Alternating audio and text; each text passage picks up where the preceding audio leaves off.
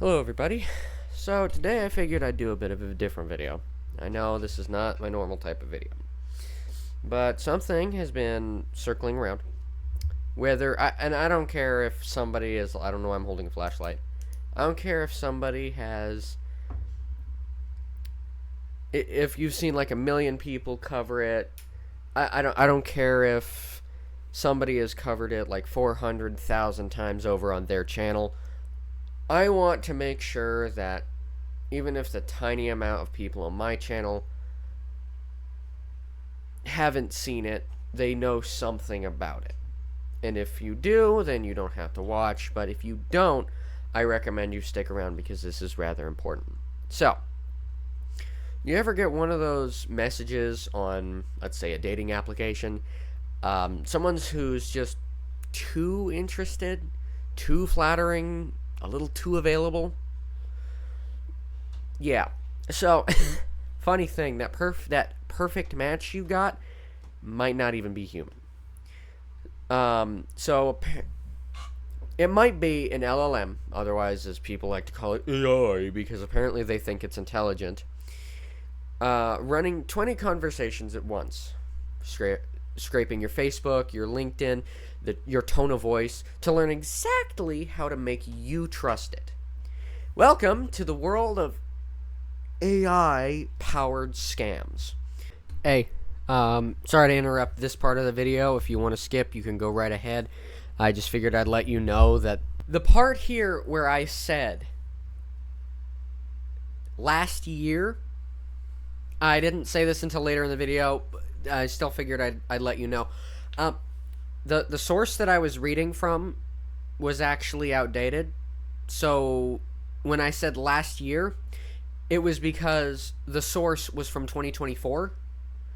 And it was from 2023. So technically the last year that I said was in 2022. So just figured I'd put that out there. Because, yeah, I read the wrong... I don't know how many have been reported now. I don't know how much money has been lost so far now. But because I'm an idiot and I read from the wrong... Or I read from the source exactly how it was written, instead of going, okay, this was in 2023, so I'll say 2023. I ended up saying last year. So just figured I'd clear that up, because no, it was not from last year. It was from 2023. So 2 years ago, not last year. Last year alone, the FBI logged more than 17,000 romance scams. Or romance scam complaints, totaling over $650 million lost. Now, I'm gonna say it. It is over here. I do have the page pulled up. I'm gonna have all of the sources for this video in the link in the description. I'm gonna say this like Lewis would. Do not trust me. You should have no reason to trust me. If I ever post a video like this that doesn't have sources in the description, and I don't mean like the Dan video where I was talking about Dan's video, in which I still provided a source, which was his video in both videos. And his coffee, which I just remembered I'm going to put in the link of this video. Hey, don't forget that. That's just for me later so that I remember to put that in there.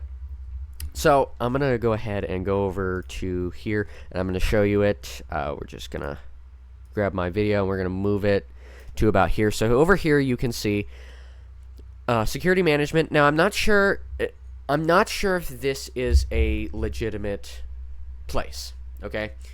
If anybody has any more, like, information based on things that I read here, please do let me know. Please do correct me if I'm wrong about certain things, because this right here, just, it says it here. So,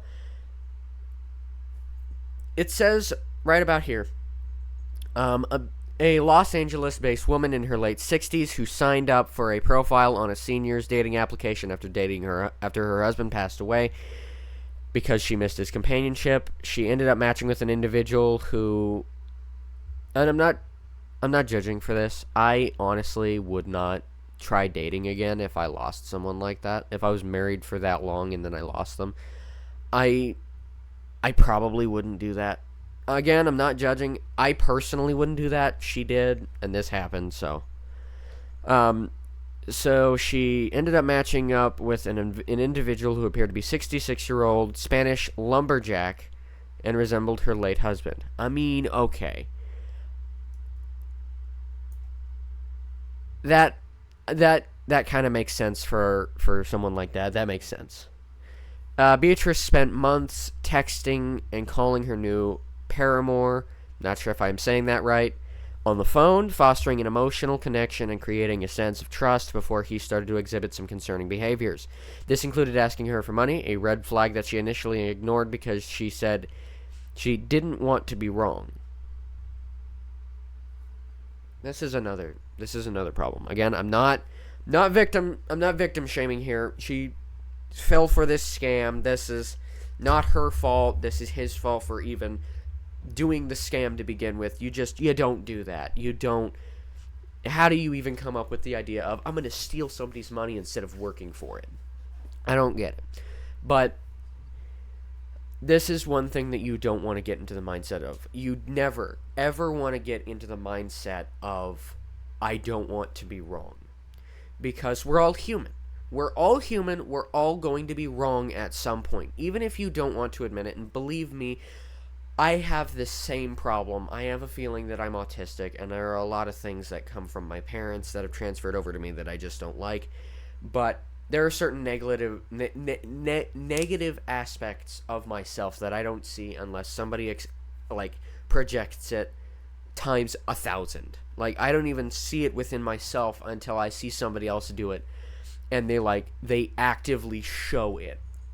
Then I go, wait a minute, okay, now I see that I'm doing that. I should stop doing that. But you don't want to get into the mindset of, here, let me bring my camera back up to the front here. You don't want to get into the mindset of, I don't want to be wrong.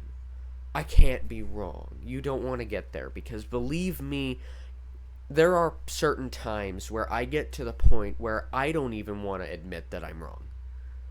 I don't. But one thing you want to understand is you don't want to get to the point where you don't want to admit that you're wrong, and then you start getting angry at other people for calling you out. That's a problem that a lot of people that I know have, is you call them out for something that they're doing wrong, and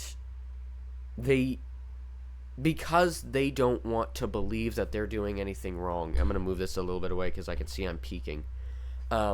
Because they don't want to believe that they're wrong, and they don't want to take accountability and responsibility for what they've done or what they've said.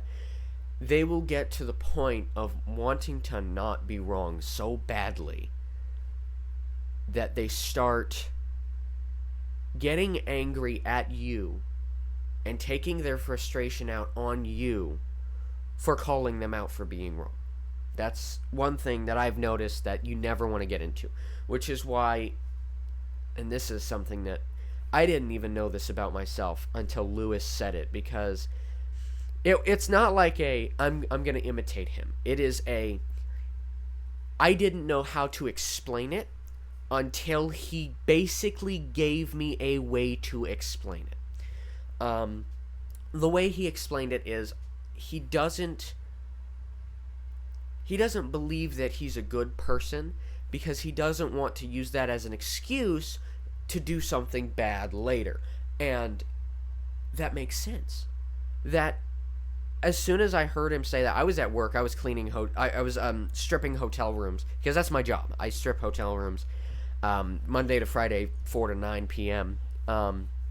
Which means in an hour I have to go to work. But that's something that Like I didn't even think about it until he said it. And then once he said it, it was like, that makes sense. Because I'm always saying I'm an idiot. I'm stupid. I'm a moron. I'm just so many things that others could see as self-deprecation. And I'm going to tell you this right now. When I say something like that, it is not a self-deprecating thing. For me, it is just fact. When I say that, it is meant to be fact. Even though there are parts of things where I am smart and that I know that I'm smart, like when it comes to other people doing something stupid, I am very, very quick to observe that action and ensure that later I don't perform that same action, whether it's in the same circumstances or in different circumstances. Otherwise,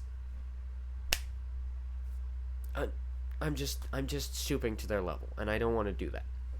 So,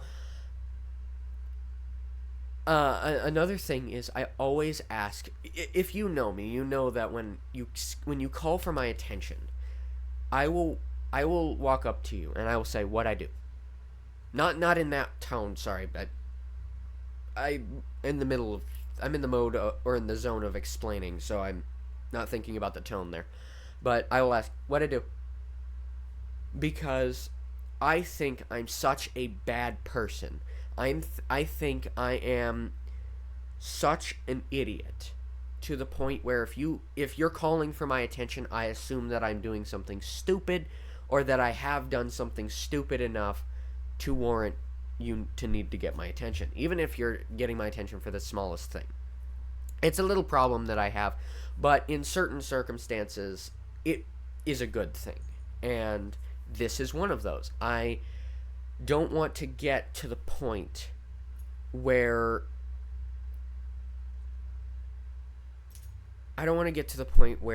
I think I'm such a good person that if I ever lie to someone or I ever do something stupid to someone, which I don't think I will. I purposefully try to not. But again, we're all human. That's gonna happen. That will happen at some point. If it ever gets to that point, I don't want to go, I'm a good person. It was for the greater good. It was for my own good. It was for your good. I don't want to do that because no, it wasn't. It was because I was being a moron and now I'm using that to craft a narrative for why I'm doing something, and I don't want to do that. There shouldn't be an excuse for doing something stupid. You should be able to go, yeah, I did that. I'm an idiot. I'm sorry. I shouldn't have done that. And there's another thing. Notice the words, I'm sorry. That's another thing that I noticed that Lewis explained is when somebody says sorry, like not I'm sorry, just the word sorry.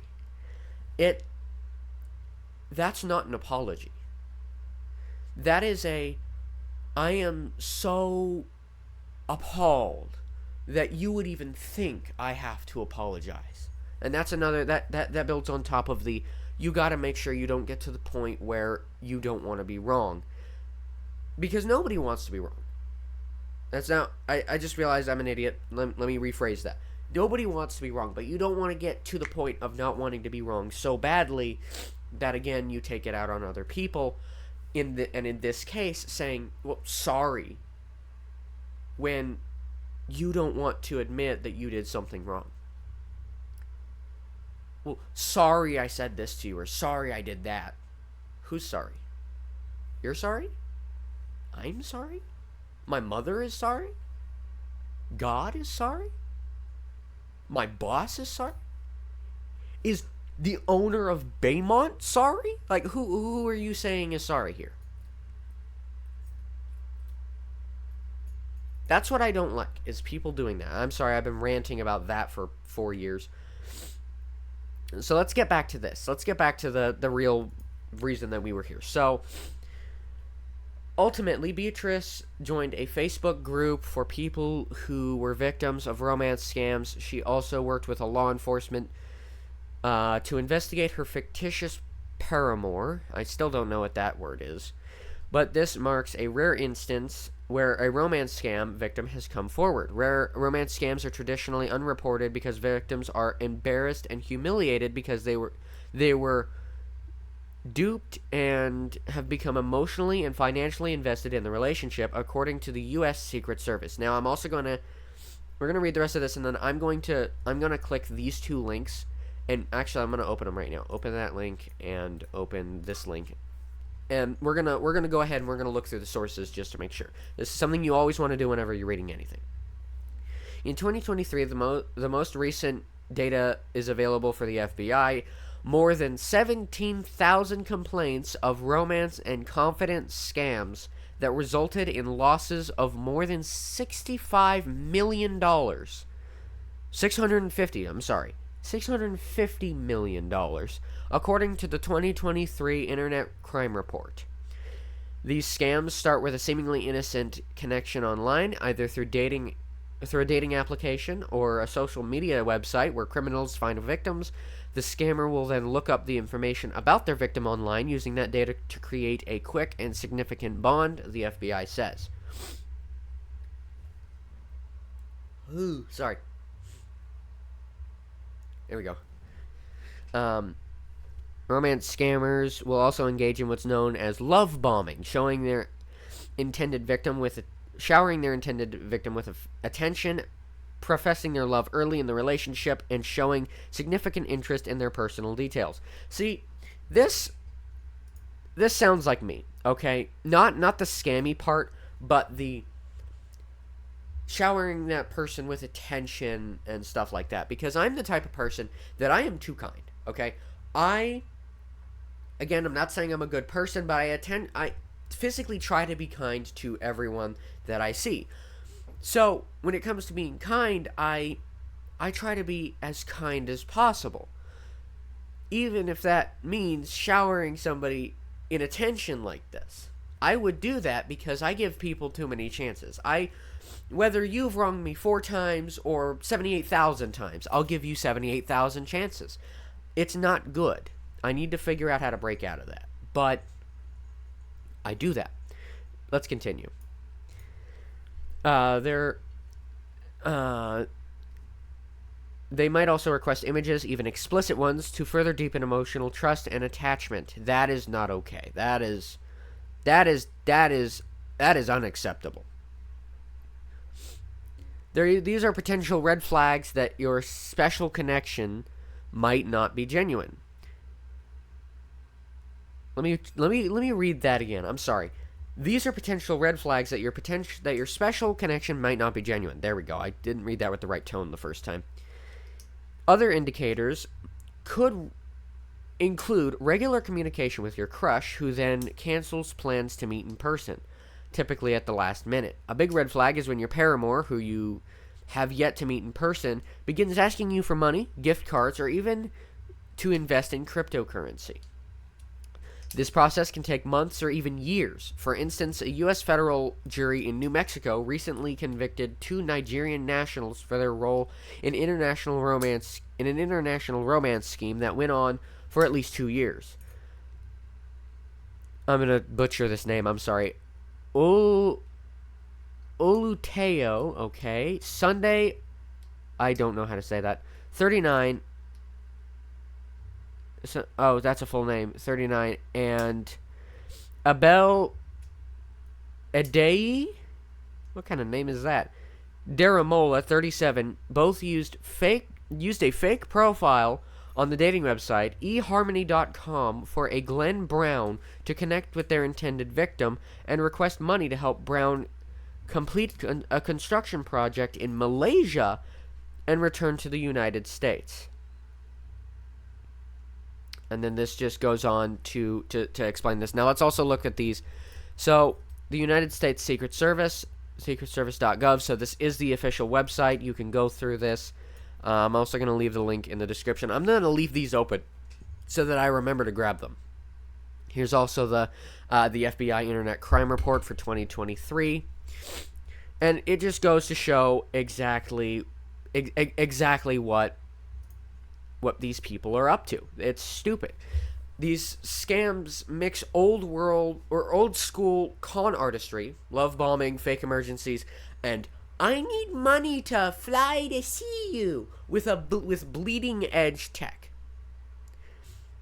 Even though I don't really think that it's tech, it's still pretty close. Generative AI now writes the love letters, deep fakes the voice, and even swaps faces on video calls. These people are literally falling in love with code that is designed to empty their savings, and it's not even their fault. The AI is made to write out a love letter. So again, this is another thing that leads to my point, which says this is not intelligence. This is not actual artificial intelligence. It is a large language model, otherwise known as an LLM, that takes stuff from a database and then uses whatever it can find from a database. It'll take pieces of it and it'll make what you want out of it, basically making something unique. If you put that in there, it's not designed to go, wait a minute, this is for a scam. I'm not taking part in this. If it was actual intelligence, it would identify that and go, wait a minute, no, you're doing that for a scam. I'm not taking part in this. You do you. This is why I say it's an LLM, because it is coded to do what it is told, unless it breaks a certain point, which again, you need to insert certain keywords, and those keywords are exactly what fuels it to say, no, I can't do that. It doesn't look at your thing and go, this doesn't look right, no, I'm not doing that. It goes, oop, I see keyword matches database, which says I can't do something that matches that keyword, sorry, can't do that. Which means that scammers have to go something like, write me a love letter for my crush on this dating website. They have to do that. They can't go, write me a love letter for the scam that I intend to pull on this innocent old lady or old man or young lady or young man on this website. They can't do that because it'll take certain keywords in that and go, you're attempting to scam. No. If it were a real person, it would go, that for this website. Why? Why would I need to do that for the website? Why would you need a love letter for a website? Sorry, my alarm just went off. It's 3:30 now. But this isn't the Nigerian price era anymore. It's emotional targeting at scale. You're not talking to one scammer. You're talking to a server farm. When you stop replying, they pivot to the next person instantly. And companies like dating applications, they know this is happening every day, but moderation costs money. And investor calls don't like moderation overhead.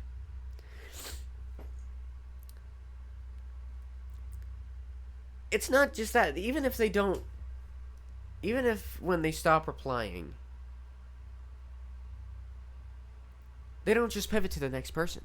They will continue. When you stop replying, they will continue to message you and bombard you until you either text them back or figure out how to permanently block them. Once the connection feels real, they move fast. Can you loan me something till payday? And sorry if you see me looking down at the screen. To do this video, I had to write a script for it because I wasn't sure on where to start or how far to take it. So I did write a script for it. So if you see me looking down from time to time or like switching subjects suddenly, it's because I'm going from my own opinion to the script that I wrote. Once the connection feels real, they move fast. Can you loan me something until payday? Can you buy crypto through this site for both of us? Both of us? Can you send gift cards? Behind the screen, the emotional bond that translates to a median loss of about $10,000 per victim, according to the FTC and FBI data, and for seniors, often their entire retirement. Which, knowing the FTC... Hey, so, sorry, I have to re-record this part because I basically said this wrong in the video. And this time, I don't have the script up, so when I look down, I'm actually just looking at the viewfinder to make sure that you can see me, and yeah. What I was trying to say in this is I'm not really sure if the FTC will do much of anything with scams like this that are reported, knowing what they do when Amazon has scams reported, or you have a warranty on a product. Let's say you have, like, ooh, hi. Oh, sorry. The moment I start doing anything, things just start going awry. Hold on. There we go. Sorry. Let's say you have... Why is there a sticker on this? Let's say you have something like this. This... Ow. Come on, buddy. Hold on. I gotta put some more water in it. I have a feeling that's what it is. But... that right there is a humidifier I got. I got it from a... Oh my god, stop falling. Stop. Nope. Nope. Nope. Nope. Nope. Thank you. Stop. Stop. Stop. Stop. Stop. Stop. There we go. I got that from a thrift store. Holy crap, that is 4 minutes of me struggling to record. I got that from a thrift store. Let's say I got an extended... now, this is not for that. I'm just using that, the premise of getting a humidifier as an example. Let's say you get a humidifier, and there's a 3-year warranty with it. 3-year warranty means that for 3 years after you buy it, if you need, you can go to the manufacturer if a part of it breaks off or you lose a part. Or I don't think if you lose a part, but if a part of it breaks, you can go to the manufacturer and they will repair it for free. I think that's what a warranty does. When a company puts up a warranty like that, they are required to honor that warranty according to the Magnuson-Moss Warranty Act. That includes like taking or making a warranty and then not living up to what that warranty says. So in turn, lying about what that warranty means, I guess. I put way too much water in that. Okay. Okay. I didn't mean to put that much in there. It's okay. I don't think this humidifier gives a crap.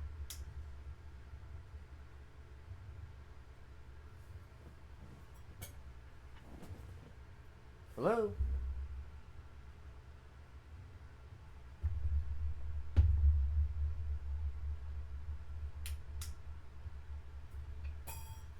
Hold on.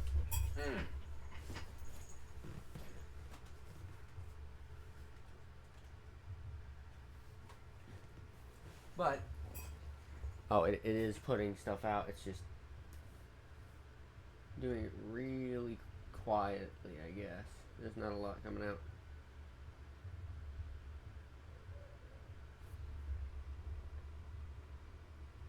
I mean, I guess I could do like this.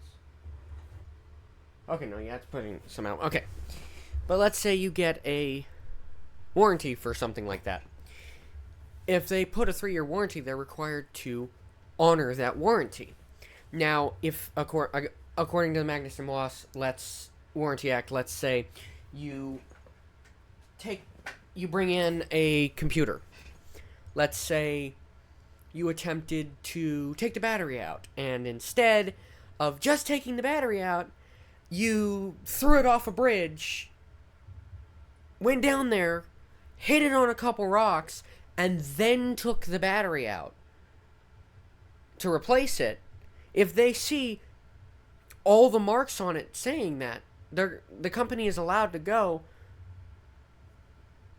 as long as they take a picture, as long as they have picture evidence of what you did, they're allowed to go, we're not fixing this for you. You threw it off a bridge. No. Get us out of here. They're allowed to do that. Now, if you just simply replace the battery, they're not allowed to void your warranty over it. Even if it says taking the sticker out can void the warranty, you can't do that because unless the consumer, or I'm going to say customer because I don't like the fact that consumer is often used basically as a derogatory term for people who use items, which is every person on the planet.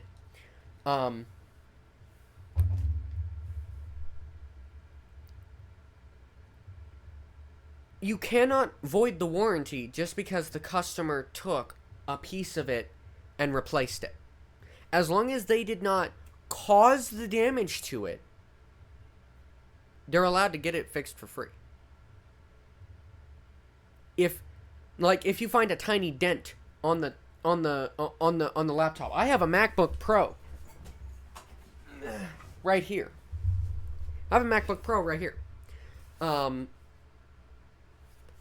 I've had this for a few years, and you can see on camera there are a few dents. This is what happens when you.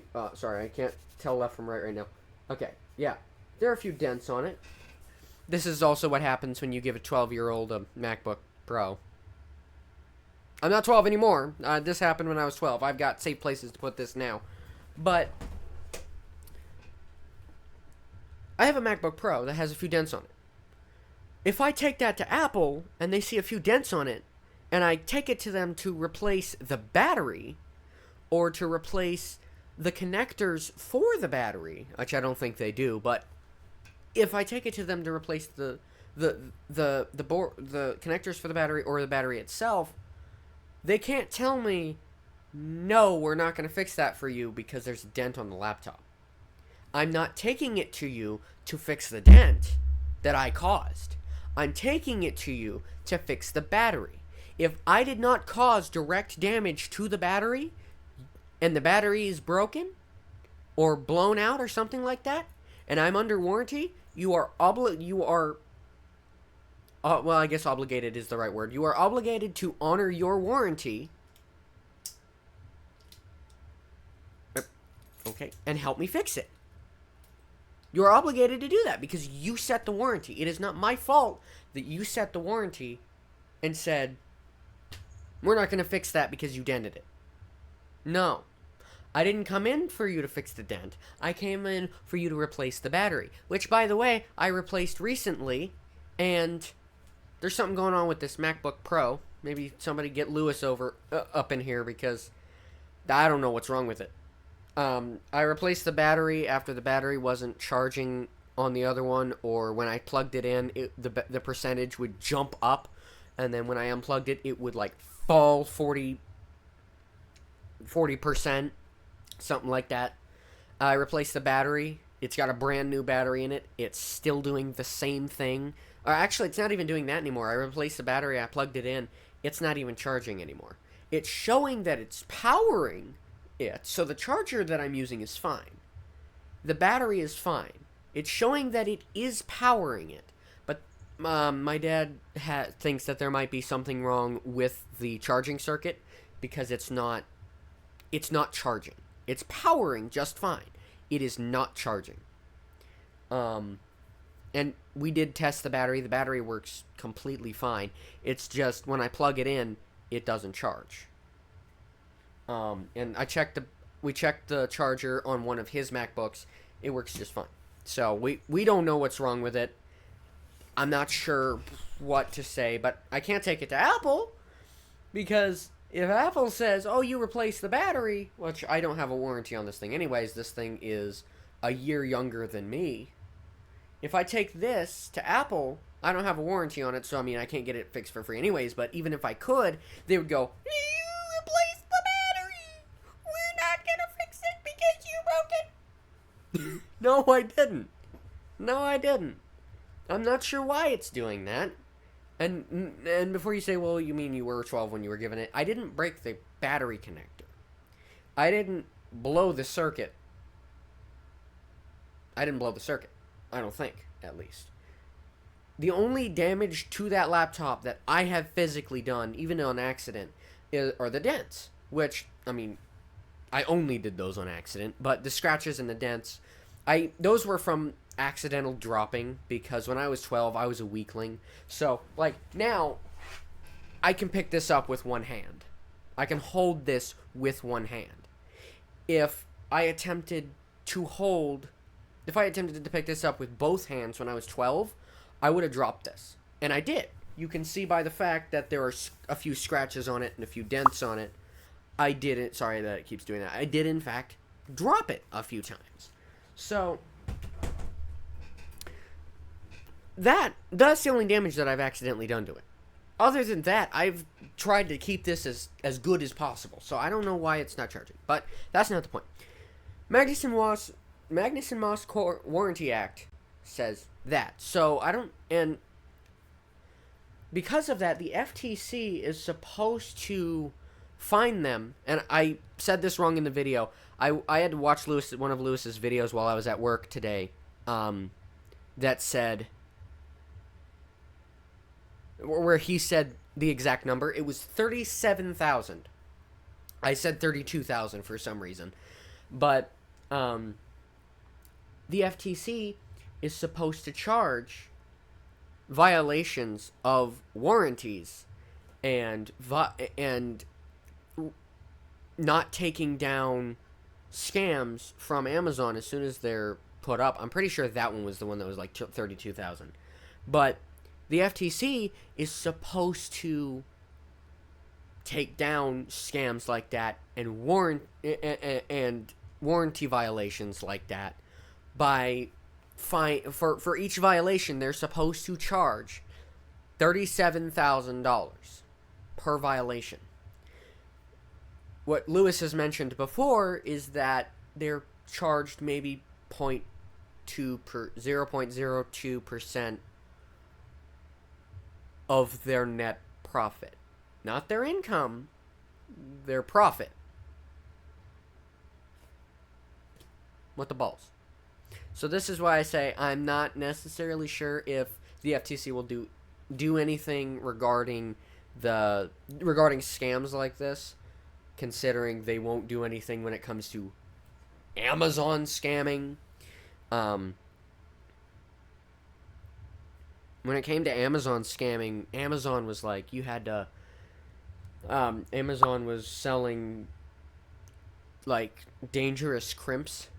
I think that's what he showed. There were crimps that he could put on, and when put up against a crimp that he could get from the local Home Depot, if it wasn't stolen out of the box, which...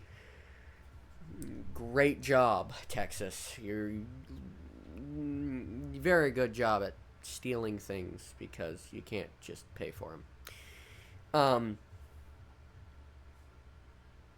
He put it up against that, and the one that he got from Home Depot, he could tug on the cable with where the crimp was, and it wouldn't come off. It wouldn't come apart. But with the Amazon, he barely had to pull, and it would just, which is not good. That is very dangerous. He did the same with fuses. He tested fuses that were 2 amps, rated to blow at 2 amps, and they blew at 5 times the amount of amperage that you're supposed to put in them. Because, you know, when I put a fuse in my car or in my house, that's totally what I want, you know. I want to put something that is rated to blow at a certain point so that the rest of my house doesn't... That's what a breaker is for. It breaks the circuit so that problems don't happen. I'm not sure what problems, I don't remember, but it breaks the circuit so that problems don't happen when there's a problem in the circuitry.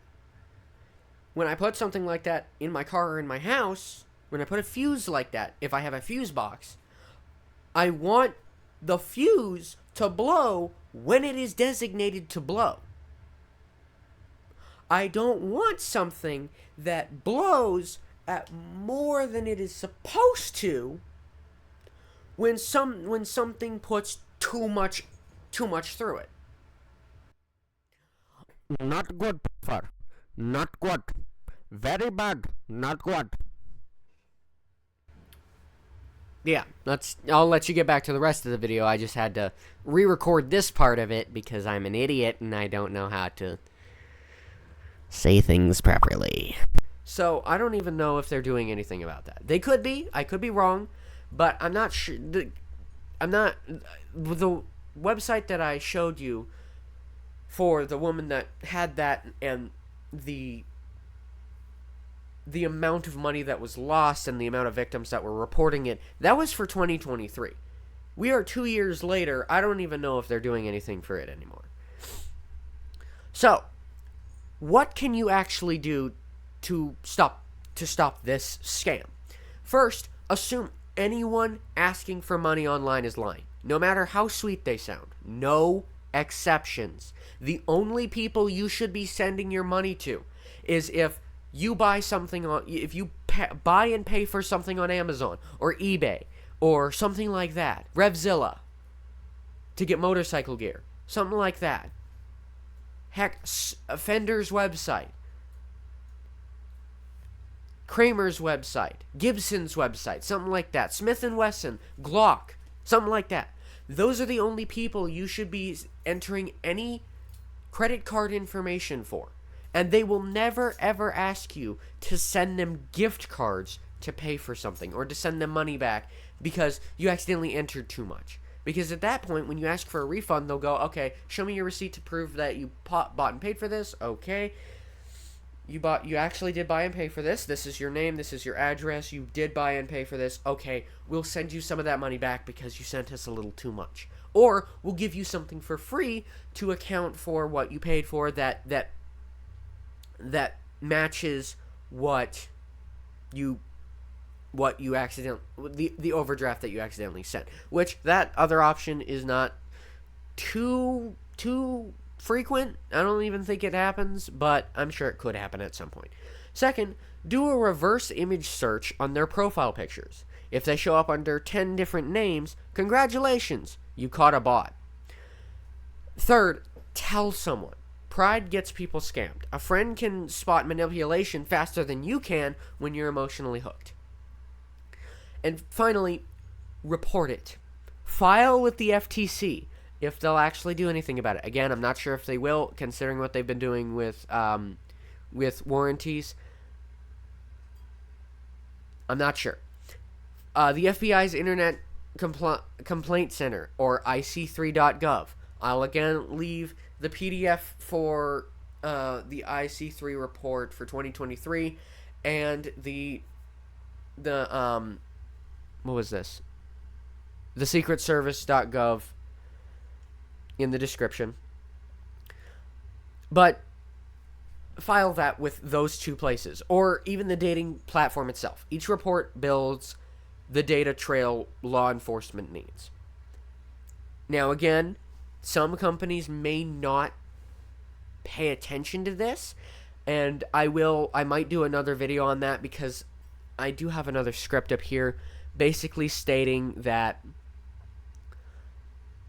right up here, basically, I'm having a stroke, I'm sorry.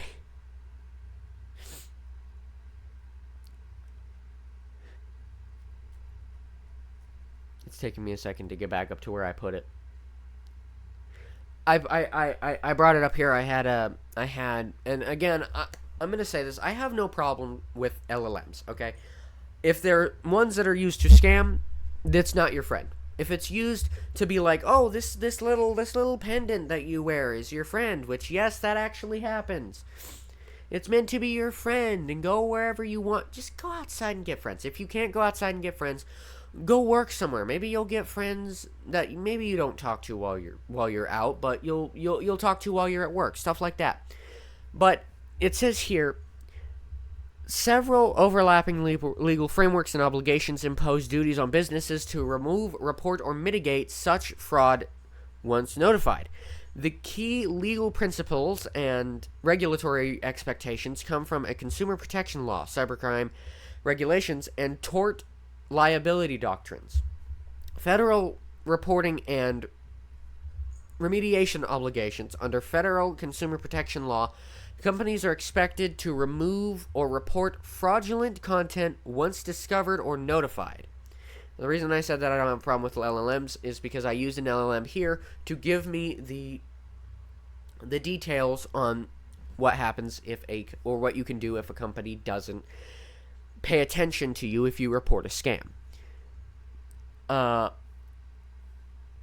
Yes, under federal consumer protection law, companies are expected to remove or report fraudulent content once discovered or notified. The Federal Trade Commission, FTC, specifically recommends that, and that's not a good word there, recommends, it shouldn't be that, but okay, post public warnings on their websites and social channels when aware of a scam impersonating or misusing their name. Report fraudulent domains or phishing content to hosting companies, registrars, and recruitment companies or recruitment websites if applicable. File formal reports with the FTC and the FBI's Internet Crime Compliance Center, or the IC3, to the fraud, or I'm sorry, let me read that again. Let me try again. File formal reports with the FTC and the FBI's Internet Crime Complaint. God dang it, FBI's Internet Crime Complaint Center. Jesus, or the IC3, to document the fraud and cooperate in investigation efforts. While the FTC's guidance is not criminal law, failure to take corrective action can be construed as negligence or unfair business practice under the FTC Act if consumers continue to suffer harm due to company inaction. There are two main liability contexts: impersonation or phishing scams. Companies are encouraged to quickly post notices when we're warning users, maintain documentation. Sorry, what? I just had a stroke. Let me try again.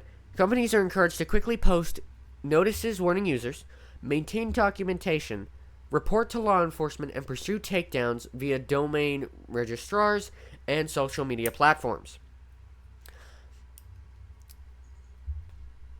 User-posted scams on company platforms under Section 230 of the Communications Decency Act. Most websites are protected from direct liability for user-generated content. However, most proposed reforms could require platforms to remove content upon notice if it is unlawful or fraudulent to retain immunity.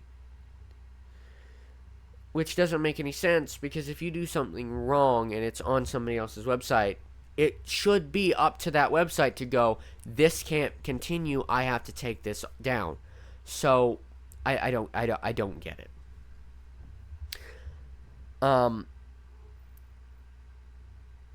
But tech people, and I'm not including Lewis in this one because he doesn't, but some tech people love to brag about AI changing the world. And I'm also not bringing my dad into this because he loves technology. He is one of the best people that I know that it works with technology. Yeah, I'm getting a framework at some point because he says it is the most repairable thing that I can get. So I'm going to be doing that. But they love to, not him and not Lewis, love to, and not, I don't think Gamers Nexus. I haven't watched enough of Gamers Nexus to know, but I don't think Gamers Nexus. Love to brag about how AI will be changing the world. But when AI's biggest real-world use is pretending to love you before stealing your savings, something's broken, and it's not just the algorithm. It's the fact that people are going, we need to integrate AI into everything we have. And then people use it to do this crap.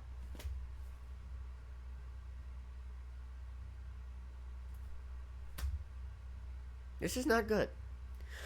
The fact that some platforms roll out AI faster than they can roll out moral responsibility, that's a problem. That is a very big problem. If someone online says the right things, sends perfect photos, and loves you after a week, stop, take 30 seconds, breathe, and verify that that's an actual person. Because the only thing you should learn, or the only thing that should learn about you that fast, is your cat. Stay safe, stay skeptical, and as always, think for yourself. Don't think about yourself too much, but think for yourself. Again, I will be leaving these three sources down in the description for you guys to go through and look at. And as always, I really hope that you guys got something out of this. I hope that you got something, maybe even if it was just entertainment, even if it was saying that's not good, I hope you got something out of this video. I'll see you guys in the next one. As always, stay safe, and please, for the love of God, do not give your personal information to LLMs or anybody that seems scammy, or any websites that say, we need your personal information for you to continue using this. Do not give your personal information to websites that have a, by default, unchecked, do not sell my information box. Again, as always, stay safe. Don't do that. Keep yourselves happy, hopefully. Even if you're not happy, try to do something that keeps you happy. I know I try. And I'll see you all in the next one. If you like seeing more videos of me ranting into a camera like this, because, dear God, it feels like a weight has been lifted off my chest. If you guys want to see more of this, hit the like button. I will definitely do more of this. And I'll see you all in the next video. Peace out.